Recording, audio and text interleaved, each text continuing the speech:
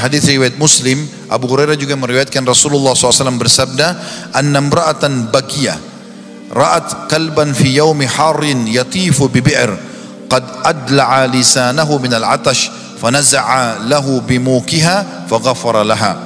Ada seorang wanita pelacur melihat anjing sedang mengelilingi sumur pada saat hari sangat panas dan menjulurkan lidahnya karena kehausan.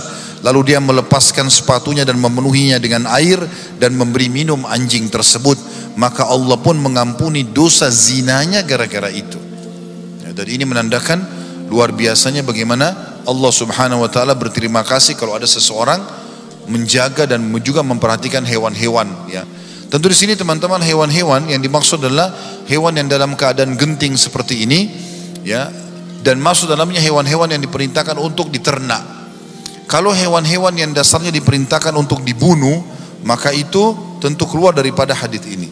Seperti misalnya hadis Nabi SAW, ada 5 hewan yang harus dibunuh baik di wilayah haram atau di luar haram. Maksudnya wilayah haram adalah Mekah, Madinah, atau di luar haram. Kan di wilayah haram tidak boleh dibunuh hewannya, gak boleh cabut pohonnya, ya. Mekah sama Madinah itu ada hukum sendiri. Orang kalau buat dosa dilipat gandakan dosanya, kalau buat pahala dilipat gandakan pahalanya. Maka ada binatang 5 kata Nabi SAW dibunuh di wilayah haram atau di luar haram. Lalu Nabi SAW sebutkan tikus, ya. Kemudian Nabi SAW sebutkan anjing yang ganas atau anjing gila kalau kita, ya. Kemudian yang ketiga masuk burung gagak yang bagian dadanya berwarna bulu putih. Kemudian masuk di dalamnya juga, ya, kalajengking dan ular. Ya. Juga dalam hadis lain disebutkan adalah cicak yang boleh dibunuh. Sebagaimana Nabi SAW mengatakan siapa yang bunuh cicak dia akan mendapatkan 100 pahala. Maka ada binatang yang disuruh bunuh. Kalau selain daripada ini, maka mendapatkan pahala dengan izin Allah SWT walaupun memberikan minum. Ini saya juga ingin diberatkan karena kita akan masuk Idul Adha teman-teman sekalian. Di antara sunnah Nabi SAW adalah berbuat baik pada hewan.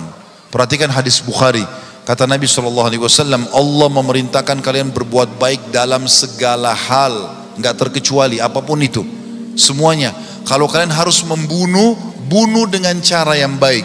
Di kancah peperangan berhadapan sama musuh, kalau kita sudah tusuk selesai, nggak ada lagi mutilasi, nggak boleh dicongkel matanya, dipotong kupingnya, nggak boleh. Dalam Islam dilarang. Nabi SAW juga mengatakan jangan kalian membakar musuh kalian, karena yang boleh membakar hanya Allah, nggak boleh. Membunuh dengan cara yang baik. Kalau dia menyerah dijadikan tawanan, kalau dia menebus dilepaskan.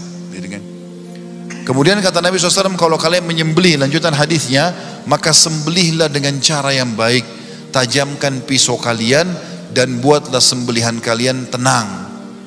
Pernah ada satu orang teman-teman, di zaman Nabi SAW, seorang sahabat, dia mau berkurban kambing. Kambing itu ditidurkan, lalu kemudian dia meletakkan kakinya di lambungnya, di atas perutnya, kemudian dia mengasah pisau di atas kambing itu.